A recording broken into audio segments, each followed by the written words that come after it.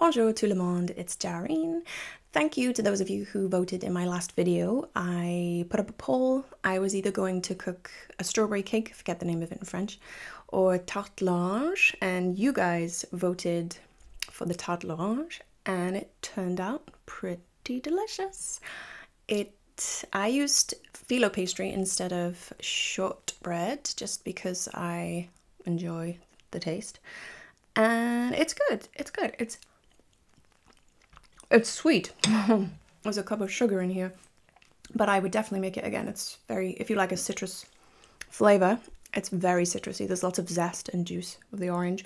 And if you use phyllo, the sides stay nice and crispy. I'll put the recipe in the description if you guys fancy making it. Apart from cooking, I've gone back to the mini stories over the past couple of weeks.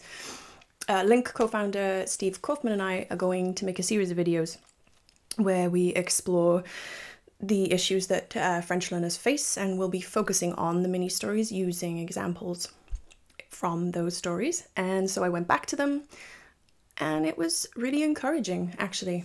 I wasn't looking forward to going back because I always want to be reading new content, but I was able to listen to them a lot quicker. I picked up way more. Things jumped out at me that didn't jump out at me before because I've been learning French for a lot longer now.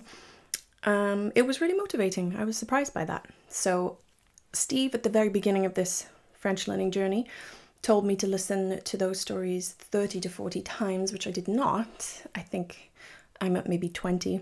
So I'm going to carry on listening to them over and over as I figure out which stories and which examples to use in our videos. So that's been good. It's been making me think that I need to go back and repeat lessons more instead of just constantly finding new content. There is benefit in that, even though sometimes, yeah, you may not want to do it. I certainly don't most of the time want to go over a lesson that I've already looked over. It feels too much like school, you know. But it's definitely helpful, so I'll be doing more of that moving forward. Apart from that, TV shows, I finished Into the Night. That was fun. It was cheesy, but it was fun. That's on Netflix, and that's the show I mentioned in my last video where there is a group of people who find themselves on an airplane at the right time because they are able to keep flying around the earth to get away from the sunrise because the sun is suddenly killing people. So I finished that. That was fun. And now I'm watching another Netflix show called Ad Vitam. This one is set in a dystopian or utopian future, depending on your viewpoint, where we no longer die. I think it's been the case for maybe 50 years, and now suddenly there is a kind of a suicide cult of young people, and the show follows a detective who's trying to figure it out. It's again quite cheesy but also fun. A little fromage is okay. It's okay.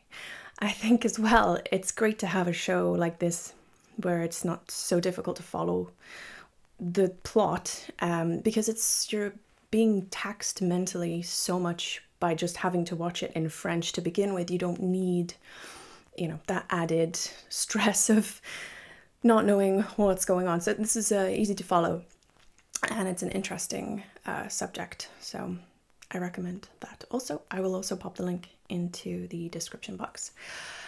And that is it from me. Next video will hopefully be talking to you guys about speaking with a tutor on LingQ, and if you've never done it, I can show you how, and I'll let you know how my first lesson went. I hope your French studies are going well, and I will see you next time.